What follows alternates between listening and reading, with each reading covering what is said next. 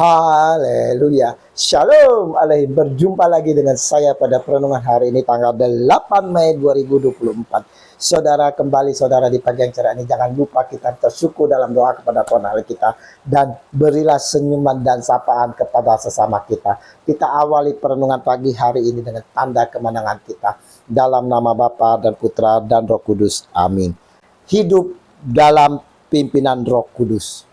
Bacaan liturgi hari ini diambil dari Kisah Para Rasul 17 ayat 15, dilanjutkan dengan bab 22 sampai dengan bab 18 ayat 1, dan Injil Yohanes 16 ayat 12 sampai dengan 15.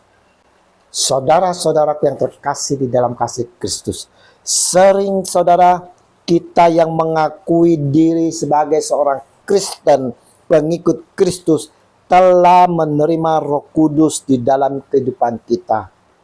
Saya katakan saudara, yes dan amin. Dan ini benar saudara.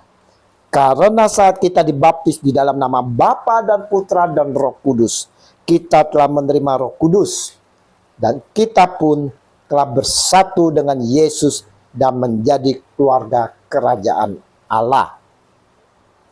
Pertanyaannya sekarang saudara, sungguhkah hidup kita telah di dalam Roh Kudus?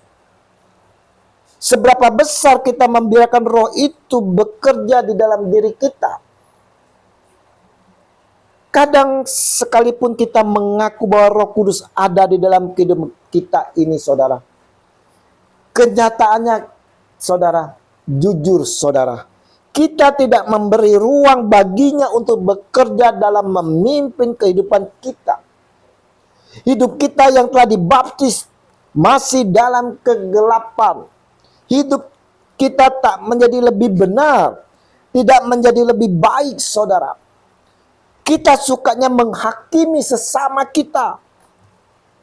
Kita egois, tak memperhatikan sekitar kita. Kedagingan kita lebih menonjol. Hidup kita mengutamakan keduniawian, melupakan Tuhan, malas berdoa, malas bersekutu saudara. Alehi dengan mesbah keluarga, tak mau lagi merayakan Ekaristi. Hidup kita tak berdampak saudara. Inikah yang namanya hidup kita dalam Roh Kudus? Apa dampak jika kita hidup dalam Roh Kudus? Injil hari ini memberikan petunjuk dampak apa saja jika kita hidup di dalam Roh Kudus saudara. Orang yang hidupnya terbuka untuk dipimpin Roh Kudus seharusnya saudara memiliki dua gaya atau metode hidup berikut ini.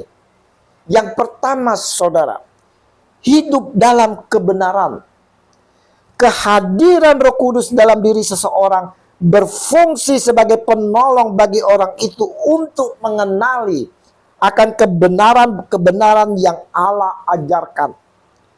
Disampaikan oleh Yesus bahwa tetapi apabila ia datang, yaitu roh kebenaran, ia akan memimpin kamu dalam seluruh kebenaran. Sebab ia tidak akan berkata-kata dari dirinya sendiri, tetapi segala sesuatu yang didengarnya, itulah yang akan dikatakannya, dan ia akan memberitakan kepadamu hal-hal yang akan datang. Yohanes 16 ayat 13. Jika peran Roh Kudus seperti itu saudara, maka sebenarnya orang yang hidupnya dipimpin Roh Kudus, saudaraku yang terkasih, akan semakin dimampukan untuk mengerti kebenaran dan hidup dalam kebenaran itu saudara. Jika ada orang yang mengaku dipimpin Roh Kudus namun dirinya masih hidup dalam ketidakbenaran saudara, berarti orang itu belum memberi ruang bagi Roh Kudus untuk bekerja dalam hidupnya. Yang kedua saudara, gaya yang kedua adalah memuliakan Allah. Siapapun yang hidupnya dipimpin Roh Kudus saudara, seharusnya orang itu hidup memuliakan Allah. Sebab kehadiran Roh Kudus di dunia juga berperan untuk memuliakan Allah Bapa dan Yesus Kristus. Disampaikan dalam Injil hari ini, Ia akan memuliakan aku, sebab ia akan memberitakan kepadamu apa yang diterimanya daripadaku. Yohanes 16 ayat 14. Nah, saudaraku yang terkasih, adakah dua gaya atau mode dalam kehidupan kita sebagai orang Kristen yang telah dibaptis ini, saudara? Sudahkah dua gaya hidup itu tercermin, saudara, di dalam diri kita dan perbuatan kita sehari-hari? Mari saudara-saudaraku yang terkasih, kita yang telah diterima menjadi anak-anak kerajaan surgawi, saudara, yang telah dipersatukan di dalam nama Bapa, Putra, dan Roh Kudus, mau selalu hidup dalam kebenaran dan memuliakan Allah.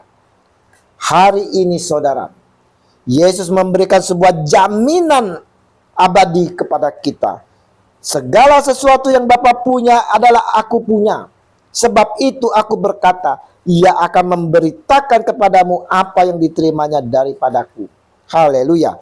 Yohanes 16 ayat 15.